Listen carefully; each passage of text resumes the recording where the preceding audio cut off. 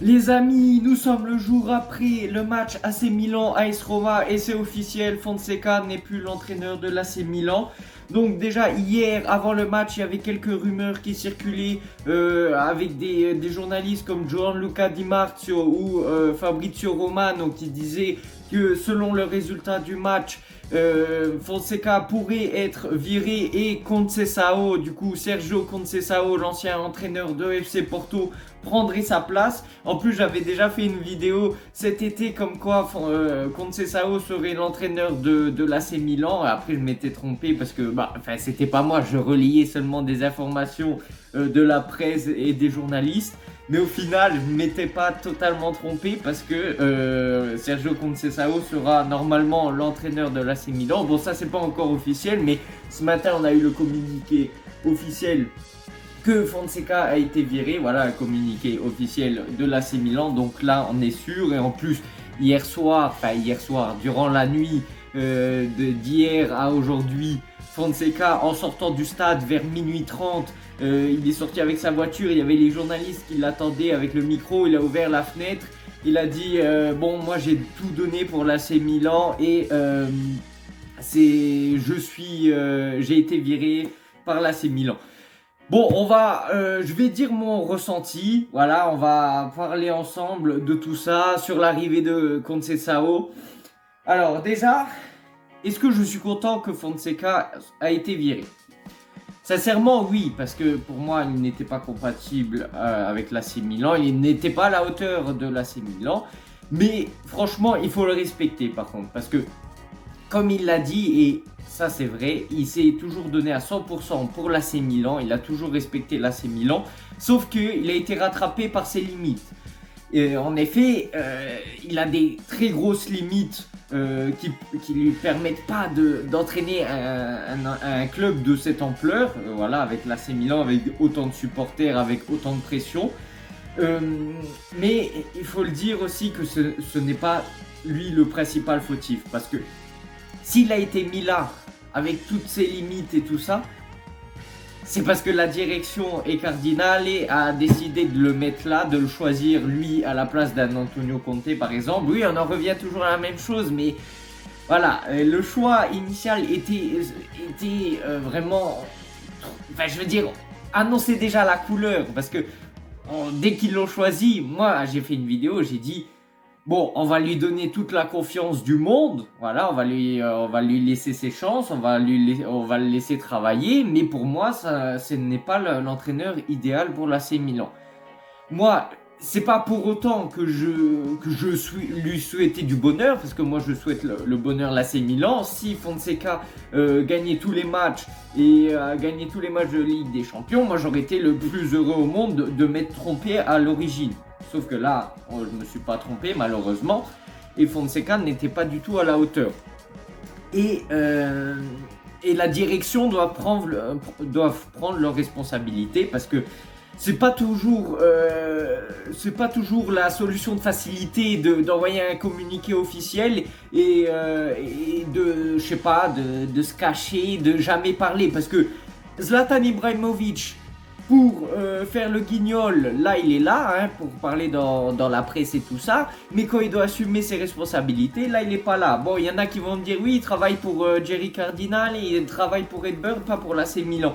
Bah alors pourquoi il ouvre toujours sa gueule? Pourquoi il a ouvert sa gueule lors du mercato en disant oui, c'est moi qui décide dans le mercato, c'est moi le boss?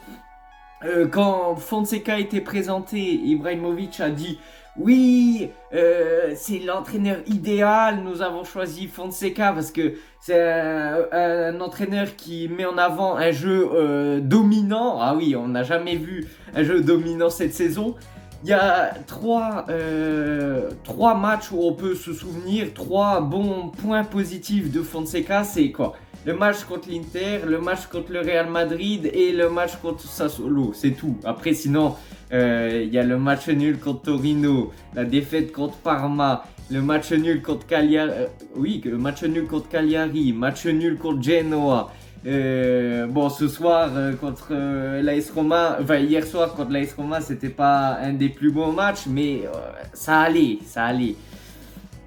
Mais là, vraiment, la direction, ils doivent prendre leurs responsabilités parce que c'est bien beau de choisir un entraîneur, mais quand vous vous trompez, dites devant tout le monde, hein, devant les journalistes, Zlatan Ibrahimovic doit se présenter, Giorgio Furlani doit se présenter, Moncada doit se présenter, Jerry Cardinal doit se présenter, parce que eux ils parlent juste quand ils parlent, on dirait que tout est beau, tout est rose, c'est le monde des bisounours, nous sommes premiers en championnat, mais on se fait vite rattraper par la réalité parce que nous sommes 8e au classement.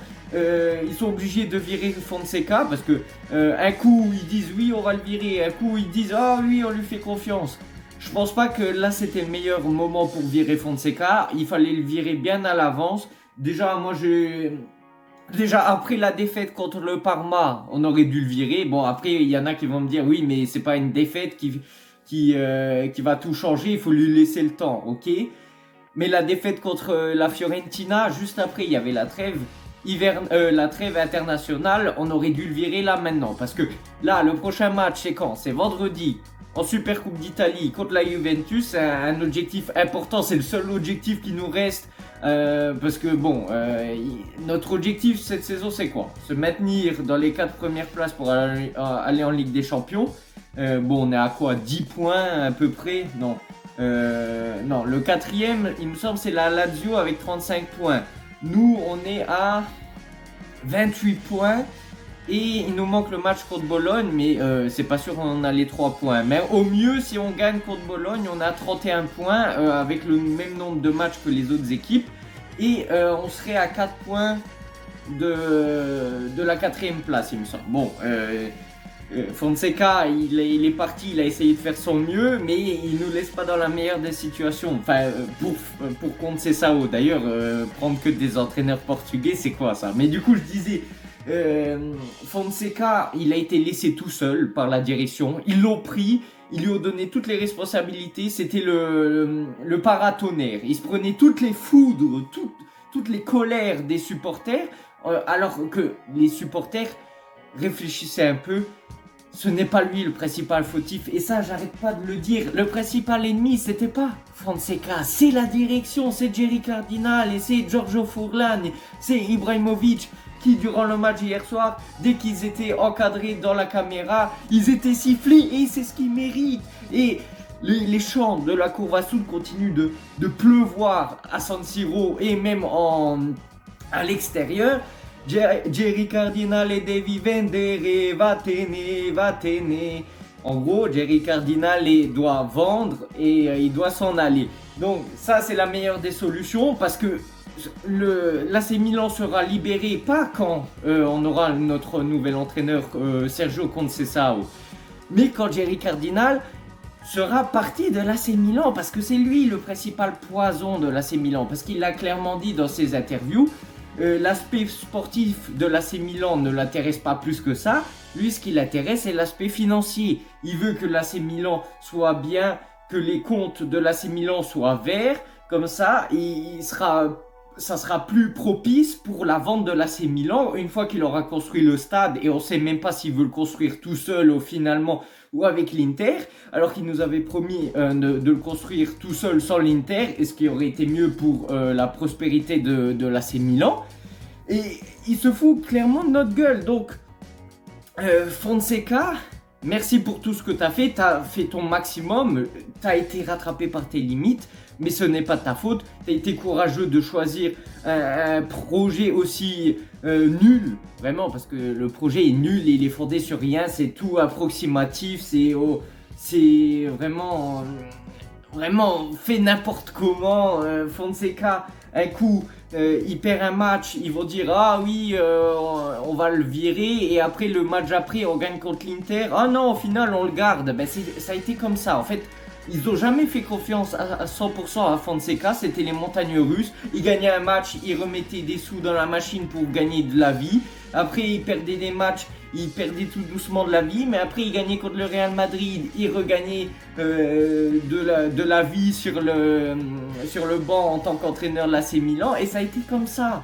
Malheureusement, ça a été comme ça. Et ils se foutent de notre gueule. Et là, au lieu de faire des communiqués officiels, moi, je veux les voir dans la presse. Je veux les voir affronter la réalité. Déjà que Jerry Cardinal est là, il est aux États-Unis, il en a rien à cirer. Ça se trouve, ils se rendent même pas compte que les supporters ils contestent. Lui, il en a rien à foutre. Excusez-moi les termes, mais c'est clairement la vérité. Là, les dirigeants, Ibrahimovic, Fourlani, eux, ils sortent par la petite porte. Ils sont jamais confrontés aux journalistes. Voilà, eux, ils parlent seulement avant le match. Avant le match, ils disent oui, là c'est Milan, on a fait un très beau projet. Concernant le mercato, cet hiver, je pense pas qu'on va faire un mercato. Notre équipe, ça va très bien comme ça, il n'y a aucun blessé, alors qu'on a 10 blessés, laissez tomber, on n'a pas besoin d'intervenir sur le mercato. Et donc là, je vais en venir au mercato et à Sergio Conceição. Donc, qu'est-ce qui doit se passer dans les prochaines heures? Sergio Conceição devrait atterrir à Milan et devrait devenir le nouvel entraîneur de l'AC Milan pour un contrat de 6 mois et pour 1 million d'euros. Donc, c'est clairement, comme on dit en italien, un traghettatore. Du coup, c'est quelqu'un qui vient pour sauver le club de la situation, genre un Ranieri à la AS Roma. Ben voilà, pareil. Pareil, là, on est obligé de prendre Sergio Conceição, que je rappelle, c'est un très bon entraîneur pour le championnat portugais, certainement. Après, pour l'AC Milan, on ne sait pas parce qu'il n'a jamais entraîné en Serie A. Il a déjà joué en Serie A quand il était joueur de foot. Il a joué à l'Inter, à la Lazio, mais le club préféré en Serie A, waouh! Non, mais pour dire, oui, bon, certainement il a l'expérience de quand il était joueur. Après, en tant qu'entraîneur, je sais pas si ça va faire l'affaire. On va croiser les doigts parce que maintenant il est là. Après, je pense qu'il y avait d'autres choix, mais bon, faut dépenser des sous. Déjà qu'il y a le contrat de quoi? 3 millions d'euros de Fonseca, 3 millions d'euros, je sais pas, plus 1 million d'euros de Conceição, ça fait un contrat de 5 millions d'euros si tu les regroupes, parce que même si Fonseca a été viré, bah, ils vont continuer de lui payer son contrat jusqu'à qu'il trouve un nouveau club ou jusqu'à la fin de son contrat. Donc voilà, bravo, ça prouve le professionnalisme de cette direction parce qu'ils comprennent tout. Au lieu d'acheter tout de suite, enfin de prendre un Antonio Conte tout de suite, je sais pas, allez, 5 millions de salaire, 6 millions à la limite. Non, ils préfèrent prendre un entraîneur qui se fait virer, du coup ils doivent payer son salaire, plus un autre entraîneur, il va se faire virer, du coup ils prennent un autre entraîneur et au final... Le contrat il se regroupe et ça fait la même somme que si tu avais pris un Antonio Conte. Après, il y a d'autres raisons de pourquoi ils n'ont pas pris Antonio Conte. Parce qu'Antonio Conte, c'est un manager. Du coup, il aime bien toucher à tout ce qui est mercato. Il aime bien ouvrir sa gueule quand ça va pas, contrairement à Fonseca. Alors que là, vous allez m'expliquer. Parce que là, on est dans une période de mercato. On a un nouvel entraîneur. Donc, vous allez me dire, la logique, ça serait que il demande à ce nouvel entraîneur, qu'est-ce que tu veux pour cet hiver? Il faut essayer de remonter la pente, mais qu'est-ce que tu veux? Quel joueur tu as besoin? En plus, il y a beaucoup de blessures. Qu'est-ce que tu veux comme joueur pour t'aider à atteindre l'objectif très ambitieux de cette saison, atteindre la 4e place? Ça serait la logique. Sauf que il n'y a aucune logique dans cette direction, ce qui prouve le manque de professionnalisme de cette direction. Quand ils ont acheté et quand ils ont pris Fonseca, ils ont fait le mercato mais sans lui demander son avis. Fonseca disait « Ah, Kalulu, il va être un très bon élément pour cette saison. Hop, à la Juve. C'est les makers. Ah oui, c'est un joueur très fondamental. Il a été très décisif dans les matchs de pré-saison. Hop, à l'AS Roma. » En fait, il n'écoute jamais la direction. Il n'écoute jamais l'entraîneur. Cette direction n'écoute jamais les désirs de l'entraîneur. Pareil, Fonseca, il dit oui, le vice Théo Hernandez, c'est Terracciano. Et Ibrahimovic, il dit non, pas besoin d'acheter un vice Théo Hernandez, ça sera Jiménez. Et c'est seulement à partir de maintenant, parce qu'il y a tout le monde qui est blessé, qu'on voit enfin Jiménez jouer. Sauf que Jiménez, depuis la saison dernière, que je vous le dis, qu'il est bon. Et maintenant, il y a tout le monde qui découvre qu'il est bon. Non, c'est pas seulement maintenant qu'il faut le découvrir. Il n'y a aucun mérite de la direction ou de Fonseca que là ils disent waouh, Jiménez il est trop fort. Non, mais depuis la saison dernière on était au courant. Je sais pas, vous venez d'atterrir sur la planète Terre, bienvenue, bonjour, ça va? Ben non, mais ça me saoule. Du coup, vraiment, il n'y a aucune logique dans leur projet. C'est vraiment fait au pif. Ah, tiens, toi, tu veux venir entraîner à AC Milan, t'es sûr? Hein, parce qu'il y a les contestations, il y a tous les joueurs qui sont blessés. En plus, on te fait pas un mercato pour toi. On fait un mercato sans l'avis de l'entraîneur. Parce que l'entraîneur, de base, Fonseca voulait jouer en 4-2-3-1. Il a toujours voulu jouer en 4-2-3-1. Les journalistes lui disaient mais pourquoi vous avez une équipe fondée pour jouer en 4-3-3? Pourquoi vous assistez avec le 4-2-3-1? Et il a dit non, moi je veux gagner grâce à mes idées. J'ai envie de jouer en 4-2-3-1. Alors qu'on a une équipe fondée pour le 4-3-3. Parce que cette direction a fait un mercato pour le 4-3-3 alors que l'entraîneur voulait jouer en 4-2-3-1. Ce qui prouve qu'il n'y a aucune harmonie entre l'entraîneur et la direction. Ils communiquent pas ensemble. D'ailleurs, après le match, Fonseca a été parlé en conférence de presse. Il y en a qui lui ont posé: est-ce que vous vous sentez menacé d'être viré? Il a dit non, moi il n'y a personne qui m'a parlé. 2 heures plus tard, j'ai été viré. C'est quoi le foutage de gueule? Mais comme quoi, cette direction c'est de la vermine. Et en fait ils foutent des coups en douce. Fonseca il ne s'attendait même pas à être viré. C'est ça le pire. C'est que bon, il fallait pas être. Même un aveugle il a vu. Même l'aveugle il a vu que Fonseca devait être viré. Et puis l'autre il se croit, il fait l'innocent. Oh bah non, mais moi je me sens pas menacé. 2 heures plus tard, même pas, il se fait virer. Mais quelle arnaque! Oui, bon, du coup, pour revenir à Conceição, comme je l'avais fait pour Fonseca, on va lui donner tout notre bonheur, on va essayer de faire en sorte qu'il tienne le plus longtemps possible, voilà.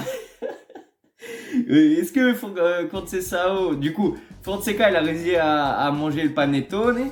Est-ce que Conceição il arrivera à manger le panettone de la saison prochaine? Bon, en soi il a un contrat de 6 mois, mais s'il arrive à aller dans les 4 premières places, vous allez voir qu'ils vont lui renouveler son contrat. Ils vont lui donner un contrat de 10 ans, qui prouve comment on dit, la compétence de cette direction à faire des bonnes affaires. Ils sont vraiment spécialisés dans le football. Et Moncada qui disait waouh, nous on a fait un mercato très intelligent. Pulisic, vous voyez, moi je suivais depuis quand? Depuis qu'il jouait à Dortmund. Eh oui, vous ne l'avez pas vu venir ça. C'est pour ça qu'il a l'AC Milan maintenant. Tu sais pourquoi il a l'AC Milan? Eh oui, parce qu'il était blessé à Chelsea. Chelsea ne le voulait plus, du coup ils l'ont vendu 20 millions d'euros. Et 20 millions d'euros, tu vas me dire, waouh, on l'a payé à un prix parfait. 20 millions d'euros, Pulisic, c'est une affaire en or. Ben oui, mais parce que Chelsea, ils en voulaient plus. Mais sinon, jamais de la vie, tu l'aurais eu. 20 millions d'euros, Pulisic, je sais plus. Si tout le monde le voulait. Eh oui, ben oui. Ça, c'est pas des talents de scouting ou de directeur sportif. Ça, c'est juste profiter des opportunités. Et encore, hein, parce que t'en as loupé des opportunités. Enfin bref. Voilà, on va pas parler de mercato, c'est pas le sujet. Du coup, on accueille avec plaisir Sergio Conceição, en espérant qu'il arrivera à remonter la pente. Comme je l'ai dit, l'objectif de cette saison, c'est de se maintenir en Ligue des Champions, parce qu'on est actuellement 8e. Ça fait mal aux yeux de voir un tel classement, mais c'est comme ça, c'est comme ça. Bon allez, on se retrouve dans une prochaine vidéo. Dites-moi ce que vous en pensez dans les commentaires. Sur ce, à la prochaine. Ciao, ciao. Wake up, today's gonna be a good day. Wake up, today's gonna be a good day. Wake up, today's gonna be a good day. Wake up, today's gonna be a good day. Wake up, today's gonna be a good day.